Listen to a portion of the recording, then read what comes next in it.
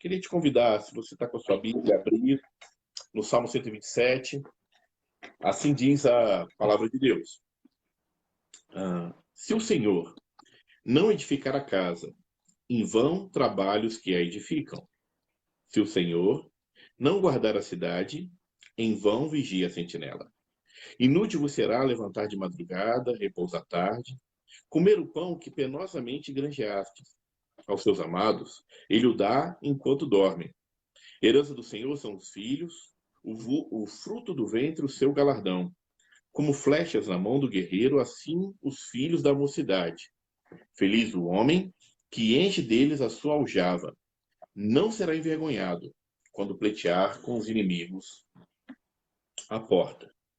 Que o Senhor nos abençoe nesse tempo, a meditação da sua palavra, e que as palavras da minha boca e o meditar do meu coração sejam agradáveis a ti, Senhor meu Deus, meu rocha minha, meu libertador. Amém. Amém. Meus irmãos, estamos todos diante de uma realidade sem igual. Eu não quero repetir o que você deve ter ouvido tantas vezes, né? Que nunca se viu isso na humanidade, de que isso é um tempo realmente de marcar história. E talvez você está até um pouco cansado já também de tantas notícias ruins e difíceis. O fato é que o Senhor nos colocou a viver nesse tempo. É o tempo, é os desafios da nossa geração. E é um desafio realmente que vai marcar a história. Talvez lá na frente, quando você estiver falando com os seus netos, né, e eles perguntarem sobre esse tempo, você vai ter histórias para contar de como foi viver nesse período da história, como viver nesse período de grandes transformações que estamos vivendo. A única coisa que pesa no meio de tudo isso é que, como ninguém estava preparado, né, as pessoas reagem de maneiras diversas. Tem pessoas que estão conseguindo levar de forma melhor esse tempo de quarentena, de isolamento.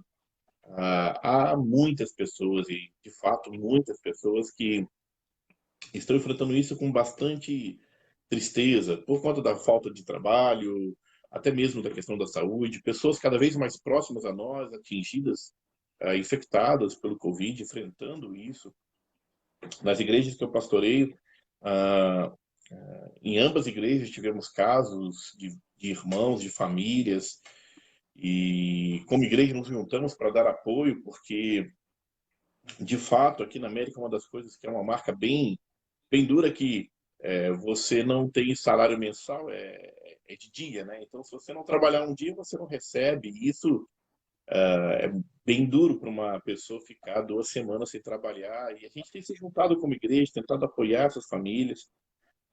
Mas uma das coisas que tem me assombrado um pouco são os números com relação à família, né? Números de divórcios, números de violência familiar, números de pessoas que estão, de alguma maneira, enfrentando de forma bem dura e não conseguindo levar bem esse tempo de convivência. E o Salmo 127, eles nos chamam para uma realidade única, especial, como edificar a casa em Deus, né? Tudo isso começa e vai a bom termo a partir da primeira palavra, duas letras que se juntam ali e que vão ser o diferencial de todo o Salmo 127, que é se. Essa condicional, se, né, o Senhor não edificar, se o Senhor não guardar. O fato é que, quando você olha para as duas realidades, aparentemente a escolha é lógica. Se você olha os benefícios de quem tem uma vida edificada no Senhor, de alguém que faz o Senhor o edificador do seu lar, que coloca no Senhor a sua expectativa, a sua esperança, a certeza de que a sua construção está sendo edificada, que a sua casa está sendo guardada, que as suas necessidades estão sendo supridas mesmo enquanto você dorme. Como eu disse, parece uma questão de lógica, facilmente escolher, mas não haveria o outro lado. O Senhor não permitiria ver o outro lado se não fosse uma realidade. A realidade daqueles que não colocam no Senhor a sua esperança, a realidade daqueles que estão trabalhando desesperadamente e continuam sofrendo por ver que o fruto do seu trabalho não se pode desfrutar desse fruto do trabalho. Eu lembro do profeta Aí vê quando ele vai dizer que é como aquele que come, sente fome, bebe e continua com sede, e quando recebe o dinheiro é como se colocasse num bolso furado. Essa sensação de que não estou completo. E na vida daqueles que querem realmente ter uma família edificada no Senhor, para poder superar esse tempo, para passar por essa etapa tão difícil das nossas vidas e poder terminar essa jornada fortalecido como família, unidos como de verdade irmãos, amigos, pais e filhos. O Salmo 127 traz para a gente alguns ensinamentos, né? E o primeiro deles que eu quero compartilhar sobre aqueles que colocam a vida no Senhor, é que começa a perceber o valor das pequenas coisas. Presta atenção, né? O texto quando fala se o Senhor não edificar a casa, aí no verso 2 vai assim, inútil será levantar de madrugada, comer o pão penosamente que e assim vai. Eu creio que essa foi a sensação minha nesses dias. A gente sempre disse que igreja não é templo. E isso todos os pastores repetiram uma dezena de vezes em muitos momentos. Você deve ter ouvido isso de muitas maneiras, mas nunca tivemos que colocar realmente à prova essa realidade. Como sinto falta de estar reunido com o povo de Deus. O salmista tem outros tantos salmos que ele fala desse lamento, desse desejo, desse anseio de estar na casa de Deus. É muito bom isso. E quando eu falo das pequenas coisas, de fato, quando a gente coloca a nossa esperança em Deus, a gente começa a ver o detalhe de Deus nas coisas, nas pequenas coisas. De um modo geral, o que atrapalha, o que destrói relacionamentos, o que faz muitas pessoas fracassarem em seus relacionamentos são não prestar atenção no detalhe das pequenas coisas. Às vezes, esses pequenos erros, pequenos problemas, pequenas situações que não são tratadas, que não é dado o devido valor, elas vão como minando a alegria de um relacionamento. Eu coloco o relacionamento de um modo geral. Não quero só me deter no caso do marido e da mulher, mas também de pais e filhos, de irmãos, de amigos, e às vezes até mesmo entre a relação dos irmãos da igreja.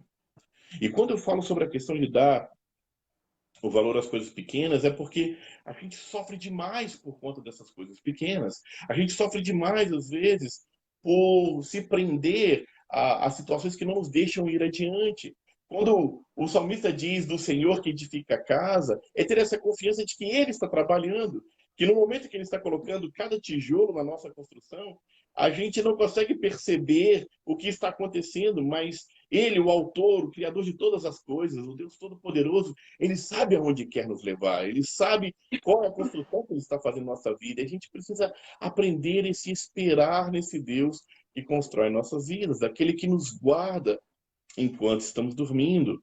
E quando eu falo isso nos chama a atenção do valor da vida, porque eu gosto de um texto de Hebreus 9, 27, que diz que a todo homem resta viver uma vida depois disso, juízo. É claro que o autor de Deus está falando muitas coisas, mas ele revela nesse texto uma realidade única. Temos essa vida.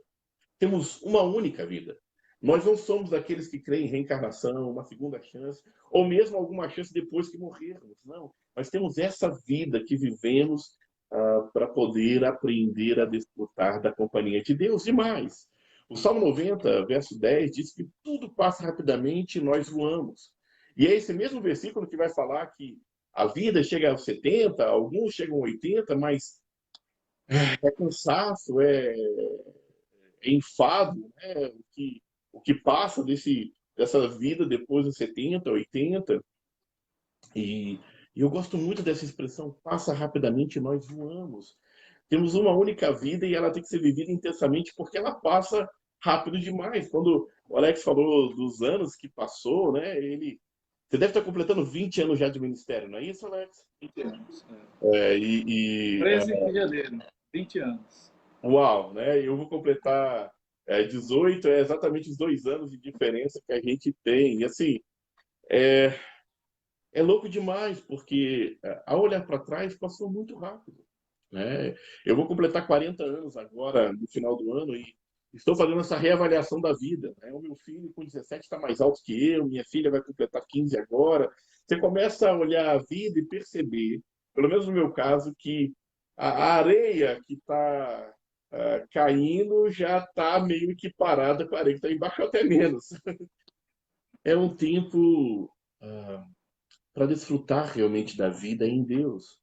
Eu tenho falado isso com alguns irmãos, eu vi que entrou uma irmã aqui da nossa comunidade, aqui, a Suzane, e ela já ouviu falar isso muitas vezes, eu não tenho tempo a perder. E perder tempo tem a ver também com o resistir à orientação do Senhor. Quando o salmista fala, né, e quem está falando isso é Salomão, sobre uma vida edificada em Deus e a outra não, e começa com si, é porque, mesmo aparentemente sendo tudo de bom, ter uma vida edificada no Senhor, ainda muita gente prefere o outro caminho. Ainda tem muita gente que quer ter o controle nas mãos. Eu creio que a grande vergonha de toda a capacidade humana, a ciência humana, a soberba humana no meio desse tempo do Covid é que a gente caiu na realidade que não temos o controle de nada, que a vida não está nas nossas mãos, que nós não podemos fazer o que bem entendemos. E eu entendo esse salmo como um chamado, um clamor, dizendo: olha, preste atenção, acorda. Olha o que é a vida sem Deus. É canseira, é enfado, é trabalho inútil. Busque a vida no Senhor. E deixar de resistir ao Senhor e começar realmente a obedecer a sua palavra e confiar no Senhor é viver essa vida mais simples. É começar de verdade a entender que é obedecer e ponto. Há coisas que eu amaria entender. Ah, acordei já muitas manhãs e como essa manhã orando a Deus pedindo: Senhor, que esse tempo passe, sabe? Que esse tempo passe. Eu sou um desses que nesse tempo tem sofrido muito com a ausência de estar na comunidade, de estar com os irmãos. A vida do imigrante, de um modo geral, é muito trabalho e o tempo especial da semana é quando nos reunimos, comemos juntos, conversamos. É uma fortaleza tão grande que nos alimenta para seguir uma semana a mais. E a gente foi arrancado desse tempo de uma maneira muito dura. É claro, temos nos reunido por Zoom, temos buscado outras maneiras, mas é a falta desse calor humano. E quando eu digo isso sobre deixar de resistir, é que até mesmo no meio disso tudo o Senhor está nos ensinando. Está, de alguma coisa, fazendo na vida da igreja. Se você lê o livro de Atos, o capítulo 2, era uma igreja maravilhosa, tudo em comum, comiam junto, compartilhavam, vendiam as propriedades. A igreja de Atos 2, ela praticamente termina em Atos 9. Atos 9 instaura a perseguição e aquele povo que estava todo mundo juntinho ali, espalhado pela terra, e por conta disso o evangelho chega em todo mundo. Com certeza, no momento da perseguição, ninguém ali conseguiu imaginar aquilo como uma coisa boa. Mas nessa nova diáspora que vivemos, saímos novamente dos nossos templos, da nossa comodidade, e o Senhor nos lança ao mundo para obedecer a sua palavra, para viver essa vida realmente confiada em Deus e ponto. Eu lembro da história de Naamã, que era um capitão de guerra sírio. Vocês devem conhecer a história. Quem não conhece, está lá no livro de 2 Reis, por volta do capítulo 2. E Naamã, ele tem esse... Naamã tem esse encontro com o profeta Eliseu, e ele está ali se encontrando, e o que ele queria era receber a cura. E o profeta, ele manda um recado, ele não se encontra com Naamã, e o recado era bem simples: olha, vai lá e se mergulhe 7 vezes no rio. Naamã fica revoltadíssimo, Naamã se sente até menosprezado. Primeiro porque o profeta não foi falar com ele, segundo porque o manda entrar num rio de uma terra estrangeira. Ele até diz: na minha terra tem rios muito melhores. Mas um capitão, alguém que realmente se importava com Naamã, dá um conselho muito especial para Naamã. Diz: o que foi te pedido não é difícil. Por que você não dá ouvido? E Naamã, eu creio que é contragosto. Ele se deita 7 vezes ali no rio, né? Se mergulha por 7 vezes, e a história é maravilhosa que após a 7ª vez ele foi curado da enfermidade que ele tinha, que era a lepra, que tomava o seu corpo.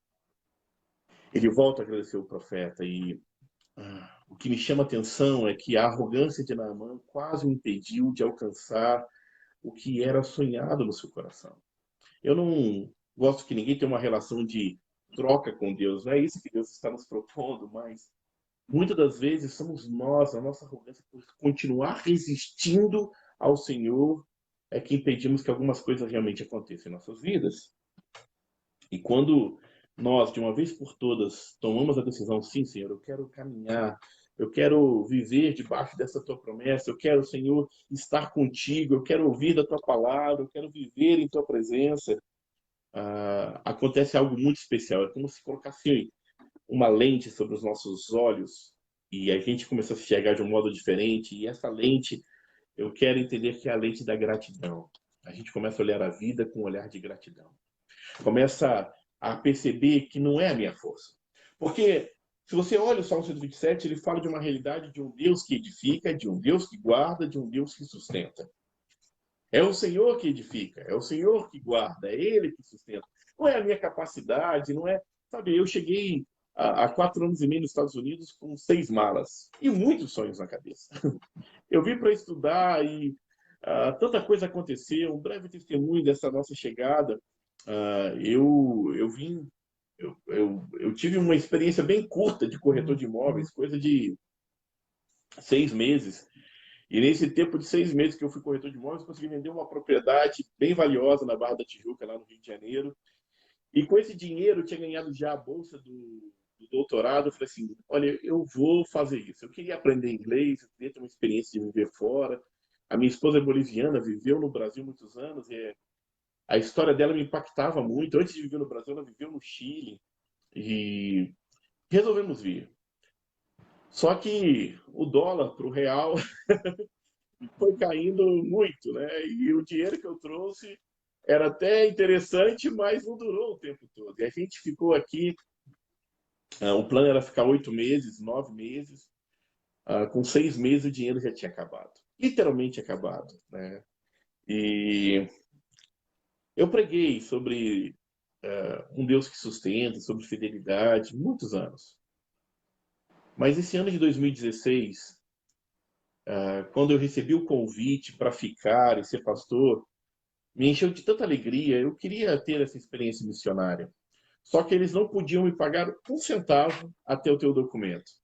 E quem entende um pouquinho de processo imigratório, às vezes sabe, é demorado. Né? É demorado, é um processo demorado, é cansativo. E a gente passou praticamente 7 meses aguardando esse documento chegar. E durante esses 7 meses, eu não sei explicar como, nunca faltou nada sobre a nossa mesa. Nunca deixou Deus de nos permitir, sabe, ter a comida sobre a mesa. Aqui não tem transporte público, né? Assim, um ônibus ou opções. E um professor do seminário conheceu a gente e nos deu um carro. Era um Honda Civic 93, 380 mil milhas, dá como quase 600 mil quilômetros rodados. Pra vocês terem uma ideia, assim, né, de quão velho era o carro. O carro tinha umas 5 cores diferentes. Mas a gente apelidou esse carro de limousine. Porque quem estava a pé agora tinha um carro. E assim, Deus foi suprindo nossa necessidade de uma forma tão especial. E hoje, 4 anos e meio depois, eu vejo o quanto eu sou grato a Deus por aquele tempo. Porque o Senhor nunca deixou de sustentar. Quando eu falo de uma vida de gratidão, é extremamente difícil dar graças a Deus no momento da dificuldade, no momento da angústia, mas o Senhor é o Deus que nos sustenta nesse tempo. E quando a gente passa e olha para trás, a gente pode dizer, como um dia Samuel disse, Ebenezer, até aqui nos ajudou o Senhor. E eu já quero terminar, mas eu quero contar uma última história. Entre as coisas que eu faço aqui, eu sou capelão da Penitenciária Federal de Atlanta. Na verdade, já tem um pouco mais de um ano que eu não tenho participado, mas eu ainda faço parte do grupo de capelania voluntária ali na Prisão Federal de Atlanta. E durante 1 ano e meio eu estive ali naquela prisão. É uma prisão bem famosa historicamente, né? Tem vários presos famosos, mas um que com certeza você deve ter ouvido falar já é Al Capone, né? Ele esteve ali antes de ir para Alcatraz, ele ficou ali nessa prisão de Atlanta. E é uma prisão federal, e para você entrar é aquelas coisas de filme mesmo, né? Você passa o primeiro portão de ferro, o raio-x.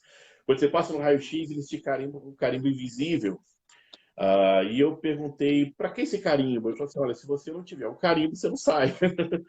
E, e aí, depois que você coloca o seu último carimbo, que você recebe o seu badge, né, o seu crachá, você tem dois portões de ferros bem grandes, aí abre o primeiro portão, você entra, fecha, para abrir o segundo, e aí finalmente você está na prisão. Quando você entra ali, você está junto com os presos, né? E assim, ah, os guardinhas que ficam ali, né? Os guardas que ficam ali dentro, são os guardas gordos, bigodudos. Eu falei assim, esses caras, os presos todos muito fortes, aqueles guardas mais gordinhos. Eu falei assim, o que, que vai acontecer? E no treinamento, é bem interessante comentar isso, que no treinamento, quando a gente vai entrar na prisão, eles mostram as armas que eles fazem com escova de dente, com um pedaço de ferro. Bem, e eu confesso que a primeira vez que eu entrei ali, eu entrei em profundo pavor, sabe? Angústias de morte de estar naquele lugar. É um ambiente muito pesado. E quando chegou o primeiro grupo, né, de hispanos ali, eu fazia em espanhol, e a gente começou ali a falar com eles, eu quis ser sociável. E havia um preso que tinha umas lágrimas, assim, tatuadas dos dois lados do rosto. E eu querendo ser simpático, assim, o que significa essas lágrimas? Você está triste ou esteve triste? Ele falou assim, olha, pastor, eu fui uma pessoa muito ruim. Cada lágrima dessa foi uma pessoa que eu matei. E quando ele terminou de falar aquilo, eu não sabia nem como reagir, né? E, e foi uma experiência muito especial o tempo que eu passei ali na prisão. Mas uma das histórias que me chamou muita atenção foi que num dos cultos, um detento que era sempre presente nos nossos cultos pediu a palavra para dar um testemunho. Ele falou assim, olha, eu quero dar graças a Deus, porque hoje estou completando 16 anos de prisão. A minha pena é de 40 anos, e hoje eu acabo de cumprir meus 16 anos e eu louvo a Deus por estar aqui. E quando ele falou aquilo, eu fiquei estático, porque eu agradecia a Deus toda vez que eu passava o último portão, que a tatuagem invisível aparecia lá na máquina lá, e me deixavam ir embora. Mas ele continuou falando que se ele tivesse ainda na vida, no mundo, ele com certeza estaria morto. Mas foi estando na prisão que ele conheceu do Senhor. E quando ele conheceu e aprendeu de Jesus, ele recebeu a libertação que ele, fora das grades, jamais teria alcançado. E ele falava, assim, das palavras dele, que eu ouvi da boca dele, dizendo, olha, essas prisões, essas grades, elas não significam nada para mim, porque eu sou livre. Eu nem sei se eu quero sair, porque acredito ter a oportunidade de compartilhar do amor de Deus com tantas pessoas. Eu quero contar esse testemunho de gratidão, porque se de fato o Senhor edifica a nossa casa, meus irmãos e irmãs, a gente começa a olhar a vida de um modo diferente. Dá valor a tudo que temos. Dá valor à família que temos, ao marido, à esposa, aos filhos, aos amigos. Dá valor à igreja que temos. Dá valor ao pastor que temos, que com certeza tem feito muito esforço para manter vocês unidos no meio de tudo isso. Eu louvo a Deus pela vida do meu irmão, pastor Alex. Eu louvo a Deus pela vida de cada líder que tem, nesse tempo, tomado para si a responsabilidade de fazer a obra de Deus. E o Senhor, nesse dia, te chama a essa atenção. Edifique a sua casa em Cristo. Aprenda a realmente dar valor a tudo. Pare de resistir ao Senhor e, sabe, abra esses olhos com olhos de gratidão, porque com certeza você verá tudo nesse tempo de um modo especial. Verá até mesmo as dificuldades que estamos enfrentando como um meio que o Senhor está nos preparando para algo maior. E com certeza, a igreja do Senhor seguirá apesar disso. A igreja do Senhor seguirá mais forte. O Senhor há de fazer grandes coisas, nos chamar a atenção, a continuar crescendo, edificando, pregando, testemunhando do seu grande amor. Que Deus te abençoe. Eu agradeço uma vez mais a oportunidade de estar aqui com vocês. Eu sei que já vi alguns outros irmãos aqui que chegaram, não sei se ainda estão, da nossa comunidade aqui também, de Casa Brasil, e que essa palavra possa te chamar a realmente fazer do Salmo 127 uma realidade presente e viva na sua vida.